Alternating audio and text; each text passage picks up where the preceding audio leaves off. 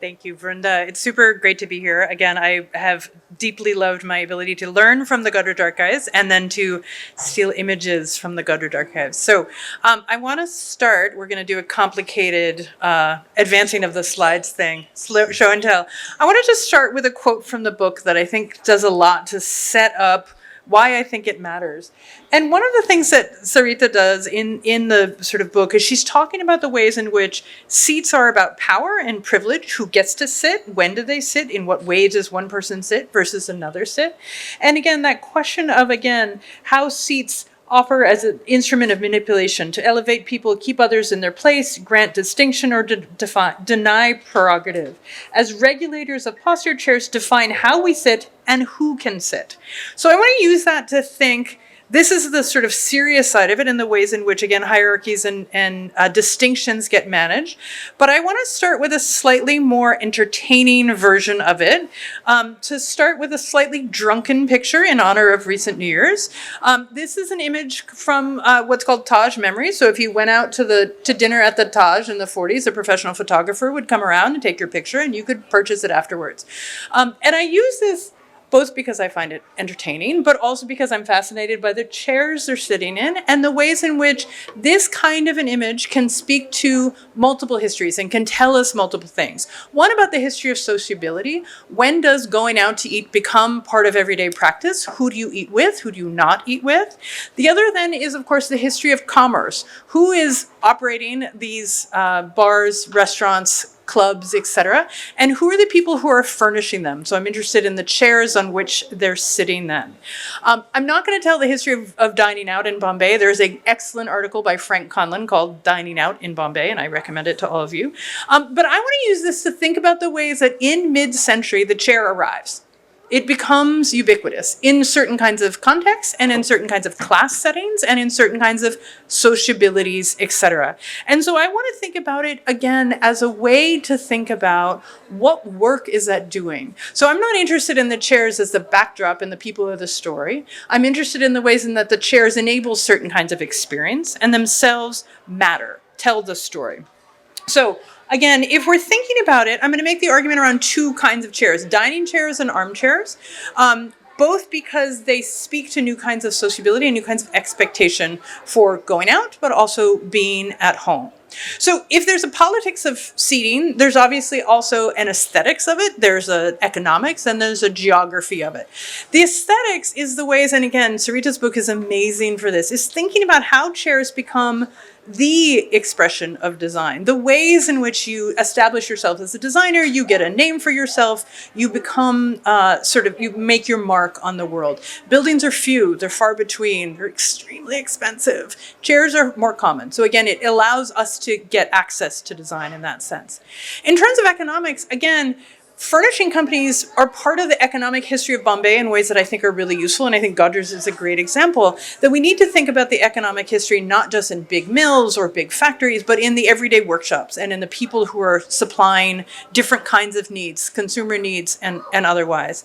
And then in terms of geographies, I'm interested in Art Deco design, but I'm also interested in Bombay as a design leader. And again, if we think about currently, we always imagine Ahmedabad is the center of design and NID is the story. But Bombay is really the sort of heart of the design innovation before independence and certainly continues afterwards with the first architectural school in India, the Indian Institute of Architects here, Marg magazine, design magazines. These are all Bombay institutions. And I want to take seriously the way that Bombay is then setting fashions that move out in print, move out in film, move out in all kinds of forms. Okay, so I'm going to start with the armchair. Again, if we think about the armchairs, we certainly get the sense that in the 19th century, they're not very common. We get some British examples, and you can see here that there's some upholstered chairs in the back, but they tend to be this amalgamation that the one over on the right against the wall has a cane back and an upholstered seat. These ones here have wooden backs and upholstered seats. And again, a mix of things. They're not very comfortable. They tend to have very straight backs. So even if they're upholstered, they tend to not fit our example of what an armchair is. The other example, which we all know probably even more commonly, next slide please, is the Bombay Planters chair. Oh, hold on. Can I get the next slide on that one? which obviously sets up a very different kind of bodily comportment. This is a probably posed thing. And again, Sarita talks about this in the book. And the ways in which the planter's chair is usually made of fabric or cane. Again, temporary materials that can be replaced regularly. So again, we've got lots of chairs that are about comfort, chairs that are about relaxation, but the armchair itself becomes something that comes a little later. And again, when it comes, this becomes the definitive sort of icon of Art Deco furnishings, right? This swooped armchair. You can see it down in the Army and Navy store. Sorry, all these images have a little bit of the bottom cut off, so I'll try to narrate who they are. And again, that swooped armchair with the sort of upholstered back and the upholstered seat gives this sense of, again, Art Deco style on the time. And again, they're so ubiquitous that by the 1950s, we get the sense in which they are moving into house plans. So in this book from the Concrete Association, it's industrial housing, right? But if you look carefully in the living room, over here there's a sofa and there's an armchair and there's a little coffee table and then there's dining chairs, what I'll come back to. So again, even the imagination of what industrial housing is, Dar then puts an armchair in the center of it, imagining it to be ubiquitous. Whatever the form they take, there's a couple common features with these armchairs. One is that they're invested in comfort and in, again, a sense of refuge and a sense of retreat.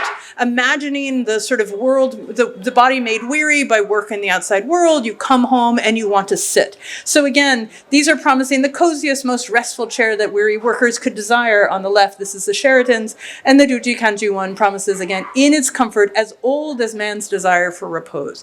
These are the places you rest your body and give yourself the chance to recover from what is outside. I love this one on the left because it's also, you can get a sense of how self-contained the ideal of the armchair is. You have a lamp, you have a table, you have books. You never need to leave that chair for anything, right? And that idea of, again, refuge and isolation. An individual body sits in an individual chair for comfort in that sense. Okay, next one. Those comforts only grow over time. If we think about the Art Deco chairs, and these are some contemporary examples from the period that are still in a Bombay flat, these aren't particularly comfortable, let's be honest, or they constrain your body in very particular ways. You sit straight, you lean back, and that's kind of it. You can't tilt sideways very easily. They're fairly narrow in that sense. So if we think about the ways in which those start developing and diversifying over time, this is a bunch of examples of Kamdar designs from the 1950s and 1960s, where again, taking the iconic design masters of the Eames chair, the Barcelona chair, making them in Bombay, making them available, obviously allowing very different kinds of seating positions, ways to use your body, and ways of sort of arranging things in combination. And again, that's both new materials, the move into steel, but it's also then new kinds of foam and cushioning, etc. In middle-class housing, these would be the sort of high-end. In middle-class housing, we then move the sort of the Godrej and then Cura as an imitator below, starts to move these kinds of furnishings out more broadly. Again, emphasizing the idea of comfort, isolation of certain bodies in other ways, etc. Even as, when we're then moving up more broadly, this is a home that was designed by Kamdar in the late 40s on Malabar Hill. Again, you start to get the proliferation. So it's not just one armchair, it's not just two that there might be sort of individuals, but it's whole groupings of chairs and ways that you design sociability around it in that sense. Again, what's interesting about chairs is when you look at them, they look the same, right? They're all available in new ways. If you start looking at the advertisements from the era, though, it's very clear that armchairs are gendered in very particular ways. The armchair is almost always occupied by a man in these images, and this is one of my favorite. That's a dog down below. You can't quite see me, he's cut off. But this is, in some ways, the sort of the epitome of the ad for the armchair. He's got his drink, he's got his paper, he's got his, slippers on, and his dog is at his feet. The idea of the man made weary by the public world coming home for rest. When you get images of women in dining room furnishings, you still have the man in the armchair, And the bodily autonomy of women, and this is totally in keeping with my experience as a mother, there's always a child on her lap or pressed up against her or sort of like touching her in some way. And, again, in the sense, like, again, the man stays on the armchair. The wife is the one who is with children, connected to children. You almost never see women in armchairs in these ads. And this sort of girl perched sideways, again, in the Dunlopillo one, is a really interesting example, right? So she's sort of transcending it, but also proving that she's not really using it as a grown-up. She's sort of got the kid element of it there. So again, the ways in which certain bodies have the autonomy of an armchair, certain bodies are entitled to the autonomy of an armchair, and certain bodies are imagined to then sort of exist in other forms of comfort and for other kinds of reasons. Again, speaking to the ways in which chairs have very particular hierarchies and refuges, etc. Okay. So if that's armchairs, I want to do a quick run through dining chairs also. If we think about dining chairs, again, dining chairs are part of the story of dining out in Bombay. So if you think about the growth of Irani cafes, if you think about the growth of restaurant culture, these are chair-based experiences. You sit around a table, you share a meal. And clubs and restaurants were very, very central to the development of these stories. So when they start to emerge, again, they take a very distinctive style. So the style of chair you get in the Irani cafes is very particular. But when you get to, again, the sense in which the sort of fancy restaurants that start to emerge after independence, so again, La Bella on the right and Volga on the left. Again, their styled chairs become part of their aesthetic. Part of what makes you realize that's La Bella is those chairs. And so the styling is part of the sort of swankiness of the look. But also then if we think about the ways in which the bar experience or the restaurant experience is shaped by how you sit in these chairs. So this is an earlier ad from 1939. And again, you can imagine that if you went to the Alexandra Bar and Restaurant, your comfort in that chair, your rest in the chair, having the arms underneath you is going to enable you to sit and experience and socialize around the table in one way or the other.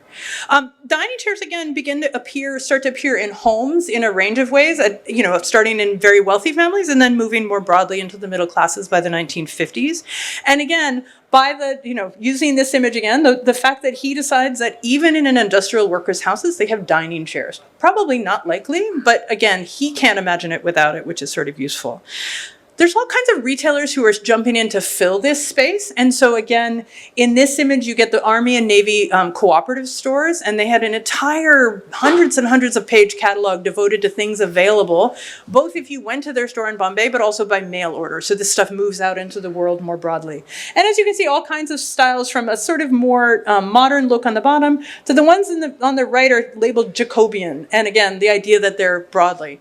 One of the things that dining chairs does, you can go ahead, thank you, is to think about one of the innovations that they do is they bring bodies into a sort of geography of equality around a single table. And again, one of the things that's really striking in a lot of the popular posters from the mid-century is the ways in which the people around a table are always imagined as husband and wife and 2 children, right? The sort of family planning model of 2 children forever. But again, notice that they're in the same chairs, they're seated at the same level, and they're seated in a position of equal exchange. And again, that idea of men and women being equal at the table rather than women eating after men, that's part of the sort of innovation that chairs are arguing for, that we all have a seat at the table, etc. Even as we know that, again, there's all kinds of ways this plays out. So this is a great ad from, again, the 30s for refrigerators. You should have one. But the little inset thing, again, they put those same 4 people at a table. Everybody there side by side demonstrating. And again, imagining the family as a nuclear family, right? The sort of mother-in-law's gone, all the extra aunts and uncles, everybody's out of the picture. It's just centering it down on that thing. So again, the chair is making an argument for who sits at the table with you and who doesn't sit at the table. And again, this is a great example for thinking about the ways in which if chairs are putting everyone at equal level, who doesn't get to sit? Right? So if this is a club scene, those waiters are never going to sit at the table, right? They're not assumed to have a place to sit. So again, the equality is available to some and not available to other. And the visual equality of certain chairs doesn't hide the fact that not everybody always picks, has the option to choose. There's always a place you sit and somebody else sits, and we have our hierarchies and habits in those things. And there's always somebody who's never actually sitting at the chair, right? They're often in the kitchen or they're doing other things. So again, the visual equality doesn't. But I want to emphasize the fact that, again, and this is one of my favorite interiors from the 50s from Kamdar, the sense in which that visual equality as a statement is powerful. And again, they're all equally padded. They're in a circle. They're bringing people face to face for a conversation, imagining that dining is itself a social experience that should go on and continue for so long. Okay, so again, I use a lot of images because I want you to think about the ways in which these are proliferating, these are diversifying, there's lots of differences in style and different things going on.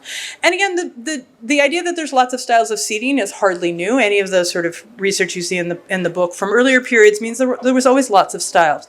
What's happening here is that the styles are, again, looking generally to Europe, and they're looking more broadly.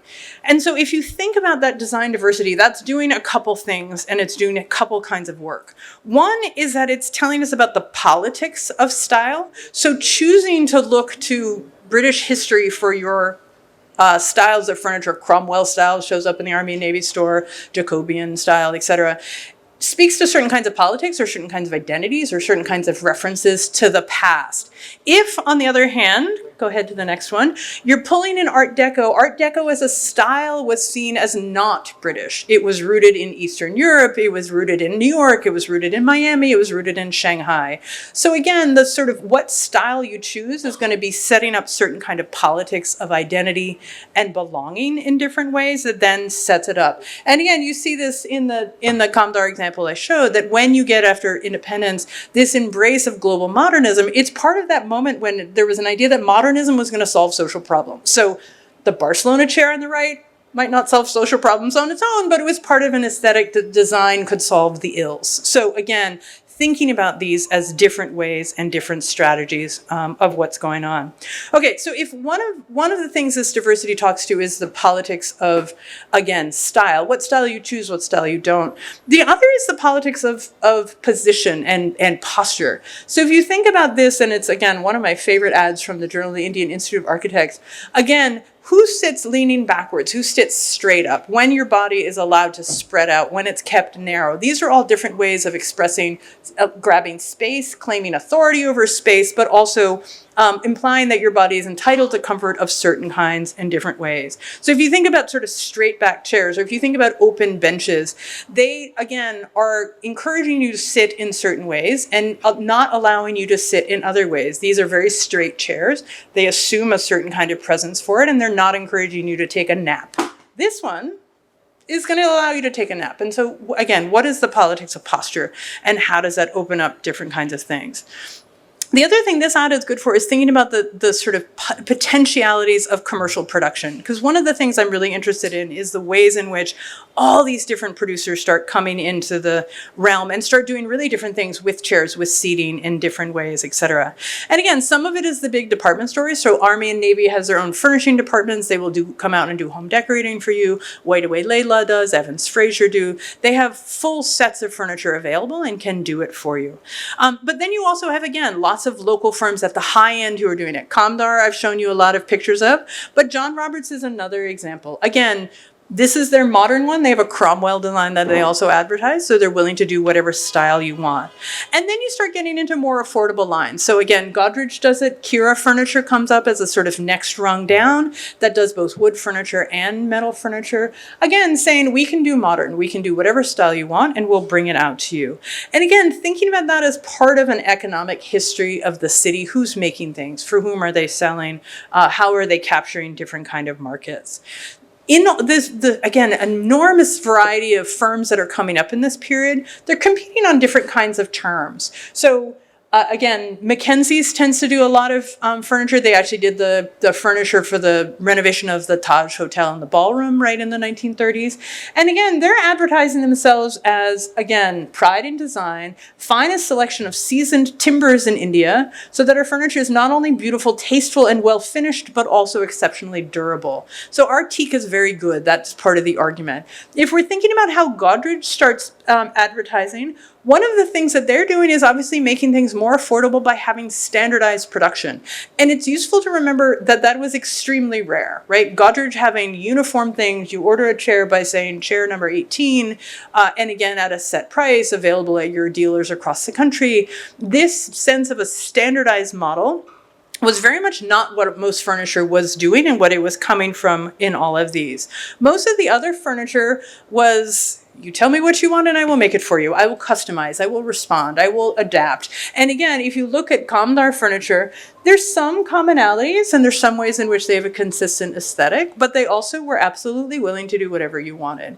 And that sense of bespoke as being rooted in workshop practice, rooted in local production. This is based in, again, furniture factories that are here in Bombay and then producing for Bombay desires and Bombay demands on that sense. So again, the idea that the design diversity is both experimentation, because chairs are new and there's lots of different things you can do about it, but it's also about market share. How do I make sure I have my customers? I'll make sure that if Rinda likes this, I'll make that for her. If somebody else likes this, I'll make that for her.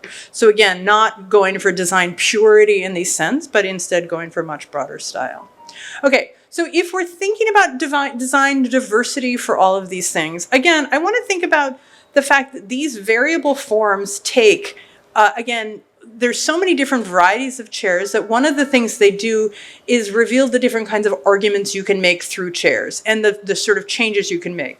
Some of these are arguments about wealth and status. In a city like Bombay, where space is at a premium, armchairs take up a lot of room. You can't do anything else with that room if you have an armchair. If you have 6 armchairs, you really have a lot of room, right? So chairs themselves become an expression of the ability to use space for these dedicated ways and not have more flexible uses for it.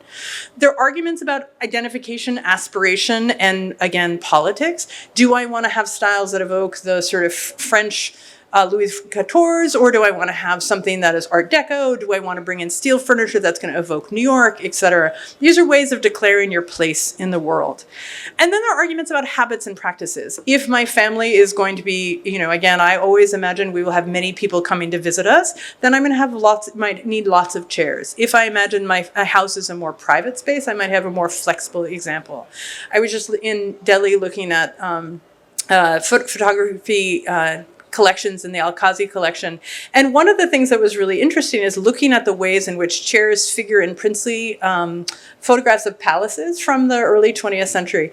And mostly they're just in rows and rows and rows and rows and rows, right? There's a dais at the middle and there's a sort of large chair, couch as a throne. And then there's rows of chairs of people to be in attendance. And again, those are not meant to be people who are in conversation. So different styles of chairs are going to imply different kinds of reactions to it. You need more chairs for certain kinds of events and not for other kinds of events.